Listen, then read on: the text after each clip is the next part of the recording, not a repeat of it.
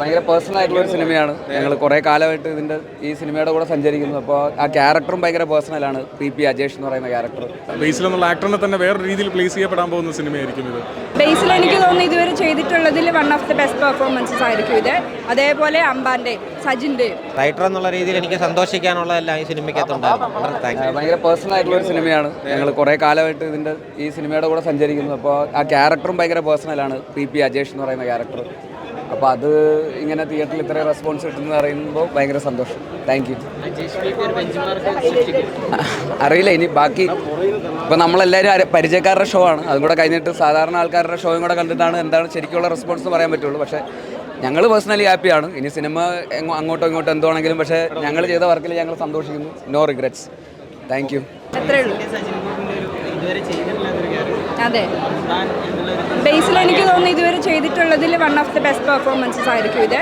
അതേപോലെ അമ്പാൻ്റെ സജിൻ്റെ നമ്മൾ ആരും പ്രതീക്ഷിക്കാത്ത ഒരു ക്യാരക്ടറാണ്. അത് നന്നായി ഗംഭീരമായിട്ട് തന്നെ ചെയ്തിട്ടുണ്ട് രണ്ടുപേരും.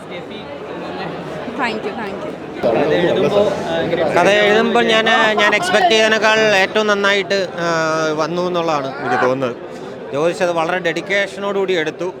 ആക്ടേഴ്സ് എന്ന് പറഞ്ഞാൽ അവരുടെ പരമാവധി കോൺട്രിബ്യൂട്ട് ചെയ്തു. അപ്പോൾ ഒരു റൈറ്റർ എന്നുള്ള രീതിയിൽ എനിക്ക് സന്തോഷിക്കാനുള്ളതെല്ലാം ഈ സിനിമയ്ക്കകത്തുണ്ടായിരുന്നു. വളരെ താങ്ക്സ്. പെർഫോമൻസ് വളരെ വളരെ ഗംഭീരം. നമ്മൾ എഴുതിയതിനേക്കാൾ മേലെയായിട്ടാണ് എനിക്ക് ഫീൽ ചെയ്തത്. എൻ്റെ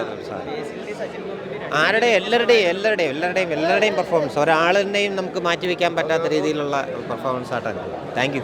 ഭയങ്കര സന്തോഷം തോന്നുന്നു ഇങ്ങനൊരു സിനിമയുടെ ഭാഗമായാലും ഈ പറയുന്ന പോലെ ഇങ്ങനൊരു ക്യാരക്ടർ ചെയ്യാൻ പറ്റിയതിലൊക്കെ ഭയങ്കര സന്തോഷമുണ്ട്.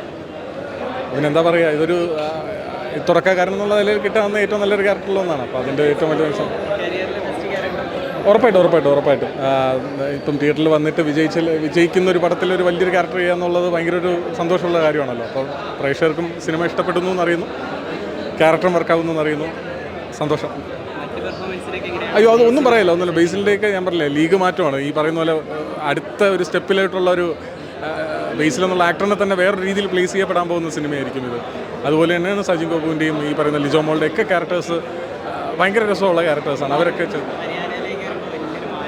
ഉറപ്പായിട്ടും ഈ അമ്പാനെ നമുക്ക് ഒരു രീതിയിലും കാണാൻ പറ്റില്ല. പുള്ളിയുടെ ആ ഒരു ആക്ടിങ്ങിൻ്റെ ഒരു രീതി അതാണ്. പുള്ളി കിടില ആക്ടറാണ്. അപ്പോൾ ഇനി അടുത്ത് വരാൻ പോകുന്ന പൈങ്കിളിയിലായാലും ഇതേപോലെ അല്ല, ലുക്ക് തന്നെ വേറെയാണ്. അപ്പോൾ അങ്ങനെ അതെ അത് പിന്നെ ഭയങ്കര സാറ്റിസ്ഫൈഡ് ആണ്.